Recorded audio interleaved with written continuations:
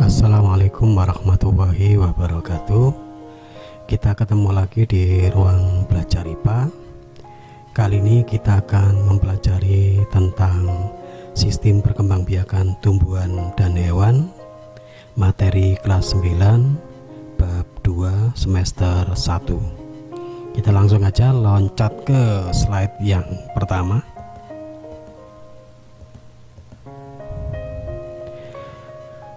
Pada materi perkembangbiakan pada tumbuhan kali ini, kita akan mempelajari 3 tumbuhan.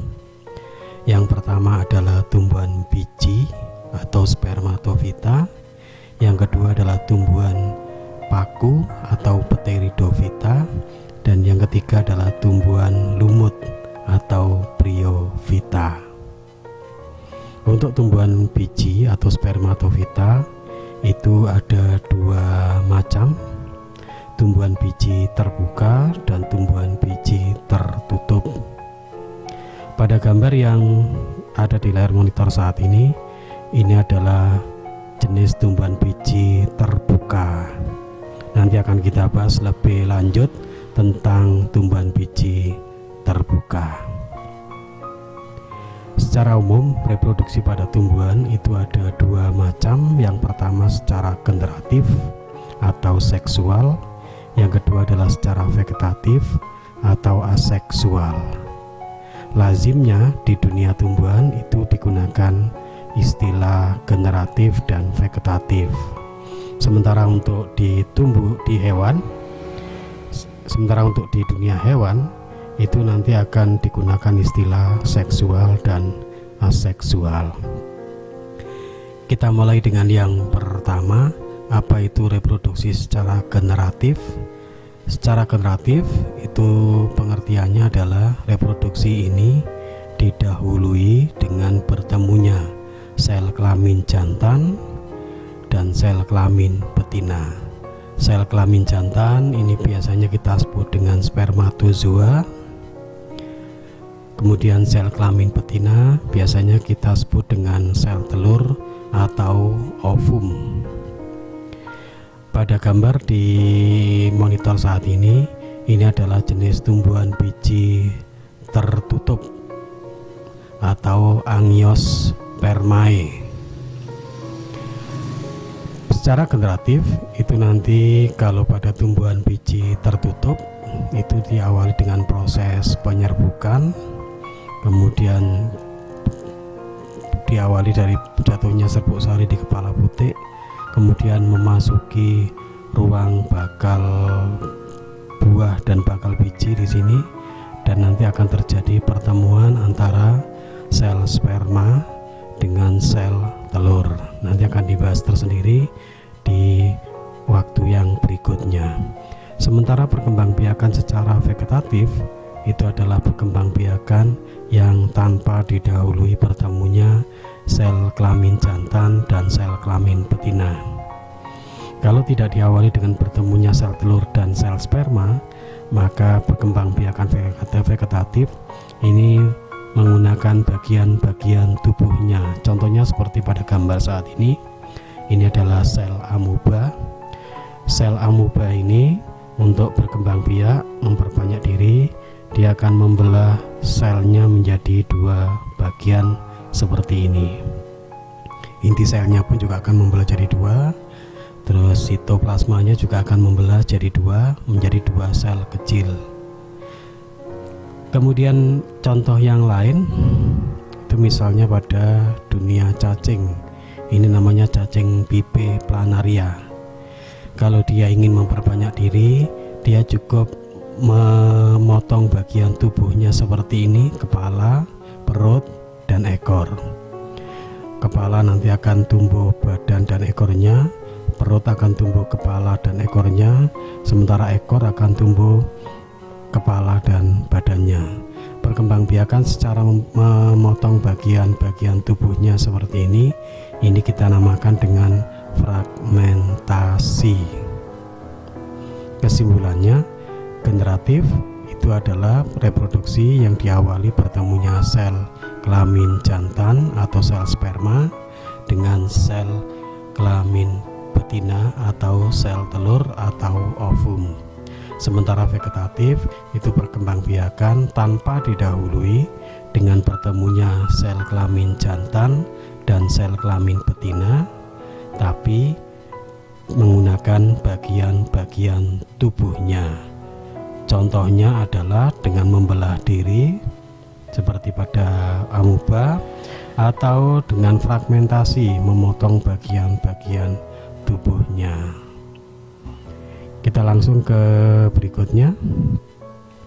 Perkembangbiakan vegetatif itu ada yang alami, ada yang buatan.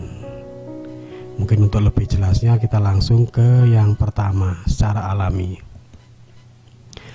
Perkembangbiakan vegetatif secara alami ini adalah perkembangbiakan yang tanpa memerlukan bantuan manusia.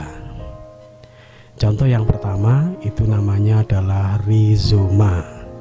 Rizoma atau biasa disebut dengan akar rimpang. Contohnya misalnya pada kunyit, lengkuas, ataupun temulawak. Rizoma itu adalah tunas yang ada pada batang yang tertanam di dalam tanah. Jadi batang ini ada di dalam tanah, kemudian muncul tunas-tunas seperti ini. Ini ruas, kemudian ini adalah buku, kemudian ini adalah masing-masing tunasnya.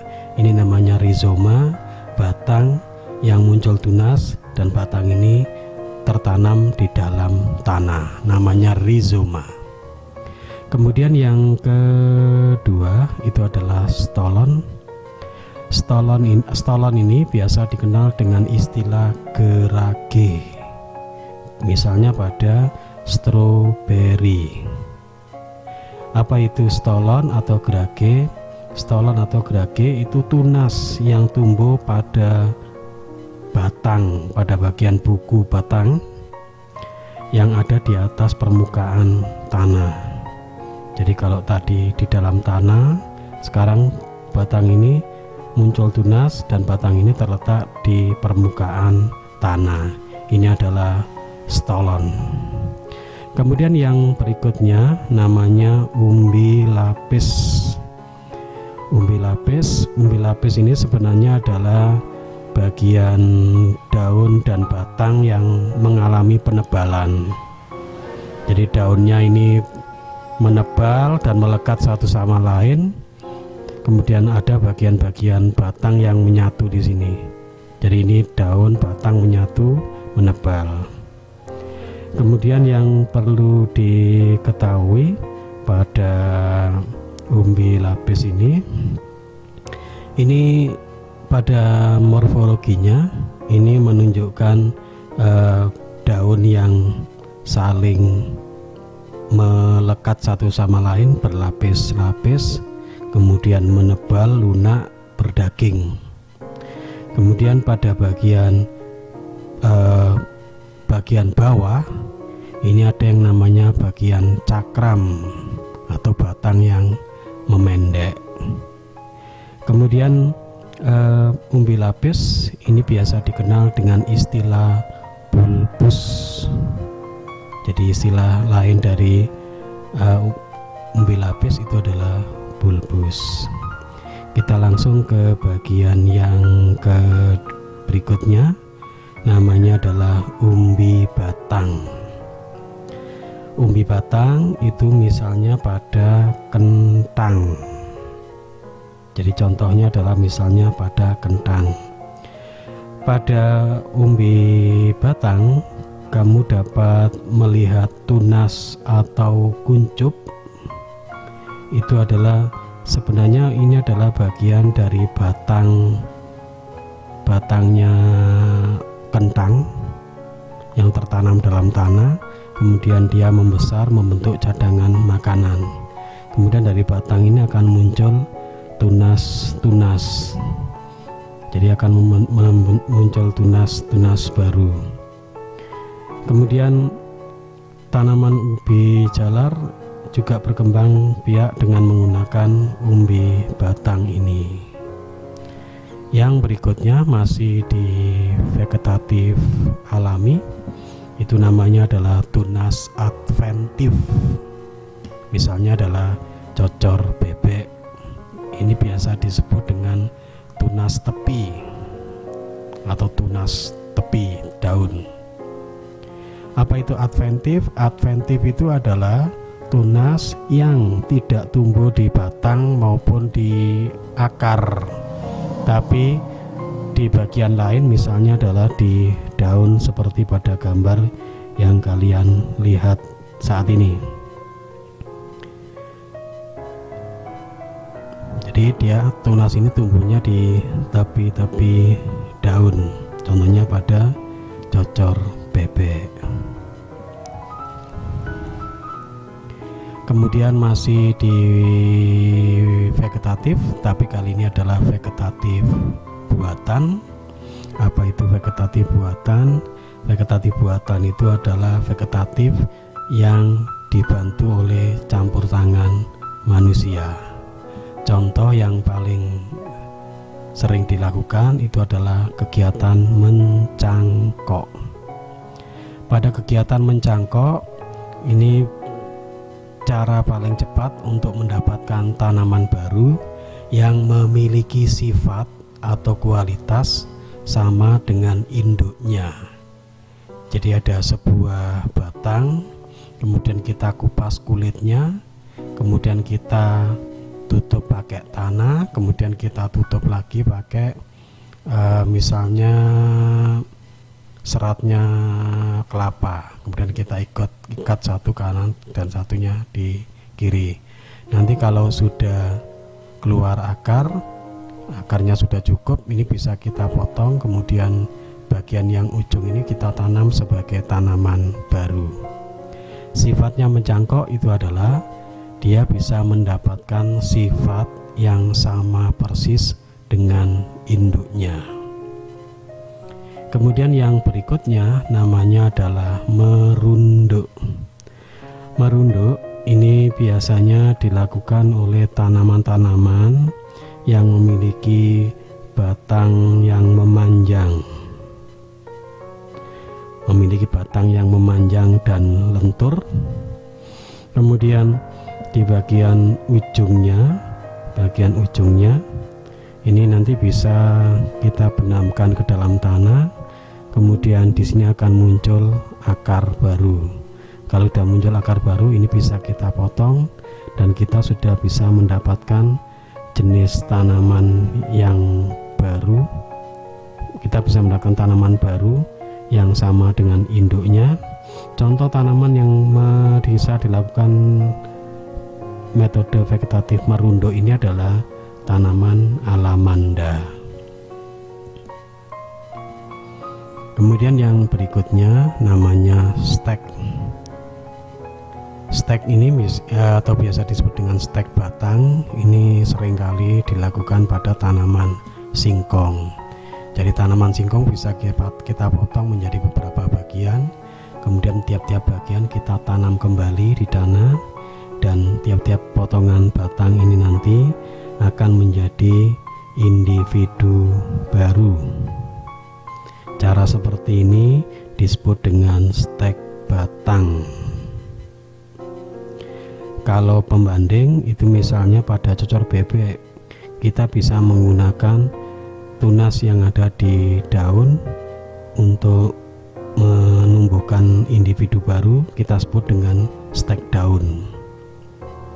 Kemudian pada tanaman sukun kita juga bisa memperbanyak dengan jenis stek, yaitu namanya stek akar. Itu aneka macam stek, mulai stek batang, stek daun, juga stek akar. Kemudian yang di sampingnya ini adalah jenis menyambung atau mengenten. Kalau kita menyambung, maka kita biasanya mau menyilangkan atau mau menggabungkan dua sifat unggul dari dua jenis tanaman yang sama. Yang satu mungkin punya keunggulan di buah yang manis tapi kecil, yang satunya mungkin buahnya besar tapi tidak terlalu manis. Kemudian kalau kita sambungkan, mungkin kita bisa berharap dapat tanaman ini, individu baru ini buahnya besar, kemudian rasanya lebih manis. Jadi dia bisa mendapatkan sifat-sifat unggul dari dua tanaman yang jenisnya sama.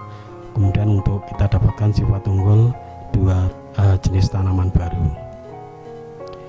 Kemudian yang berikutnya ini namanya menempel atau okulasi. Mungkin hampir sama dengan menyambung. Nah, menyambung itu batang yang atas dari tanaman yang lain, batang bawah dari tanaman yang lain, kemudian kita gabungkan.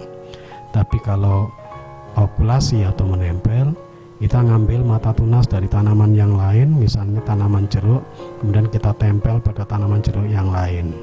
Harapannya sama dengan pada menyambung, kita ingin dapatkan sifat unggul pada individu baru yang nanti kita harapkan bisa kita perbanyak lebih lanjut.